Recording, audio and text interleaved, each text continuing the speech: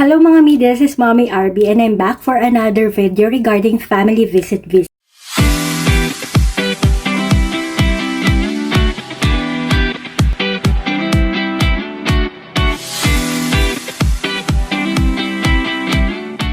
If you are interested in family visit visa for Saudi Arabia, you can subscribe to my YouTube channel and follow me in all of my social media accounts. At meron po pala akong playlist dedicated para sa family visit visa for Saudi Arabia dito sa aking YouTube channel. Pwede nyo po yung i-check para sa step-by-step process. Before we start, if you are looking for a hotel, car rental, or meron kayong binabalak na family gatherings or bakasyon, you can use and book it via Klook app kasi mas mura sa Klook app, and use Mommy RB Klook for your promo code para magkaroon ka ng 5% discount.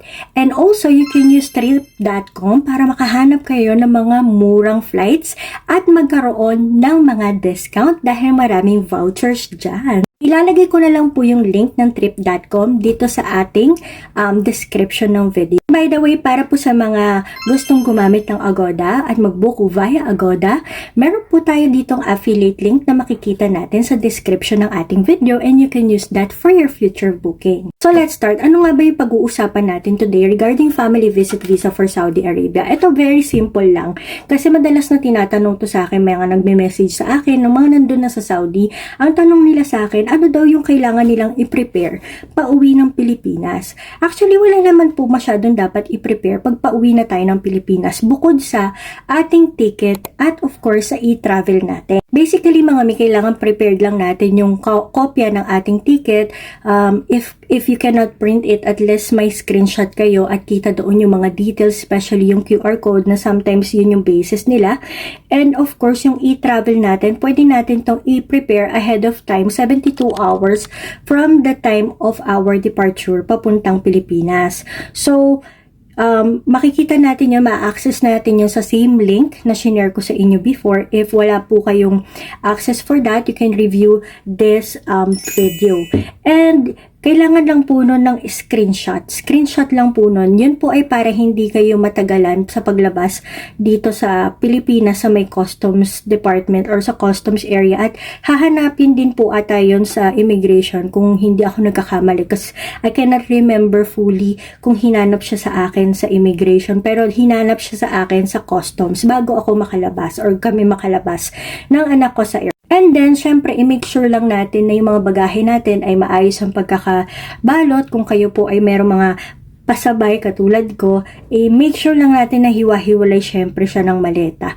Para hindi siya magmukhang, hindi magmukhang magbebenta kayo pag uwi ng Pilipinas.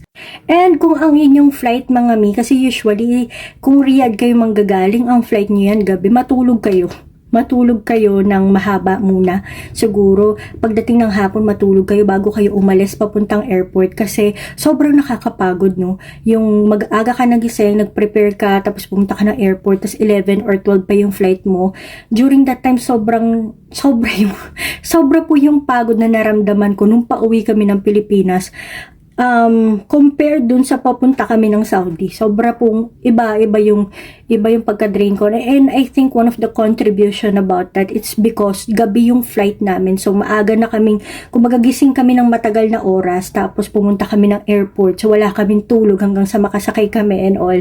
And then yun, kaya siguro kami pagod na pagod. Pero basically, smooth naman yung naging process namin pagpasok namin sa airport sa May. And then, kung sa Riyadh kayo, meron naman dun makakainan, just make sure na meron kayong card na dala or anything na real para makabili kayo ng pagkain kung gusto nyo kumain doon sa loob ng airport after the immigration. Basically, mabilis lang naman pagdating natin doon sa sa airport ng, for example, sa Riyadh, no? Titimbangin lang yung mga bagahe nyo, and then check lang yung hand carry nyo kung kasya siya doon sa designated hand carry na kailangan dalhin. And after that, papasok na kayo sa security and then immigration.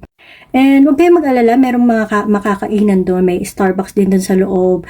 May kapihan din. And then, doon sa may upper part, yun na yung pinaka, food court. Meron dong mga food. So, pwede kayong magtambay doon. Wala masyadong tao. So, yun lang mga mino. Kung medyo nagtataka kayo or nababother kayo, ano pa kung kailangan i-prepare pa uwi ng Pinas, wala naman po masyado. Dalawang bagay lang. Yung book na flight ticket nyo and yung inyong e-travel. That's it. Yan lang mga mi. And once again, if meron po kayong questions, concerns, and clarification, don't forget to message me. And hanggat kaya ko pong sasagutin ko. And I appreciate po dun sa mga taong nagme-message sa akin na nasa Saudi na sila at nagko-comment sa aking mga video na natulungan ko daw sila makarating ng Saudi through my videos and the process that I shared here sa ating YouTube channel. Hanggang sa susunod po nating topic, this is Mommy RB. Thank you and ingat po sa biyahe.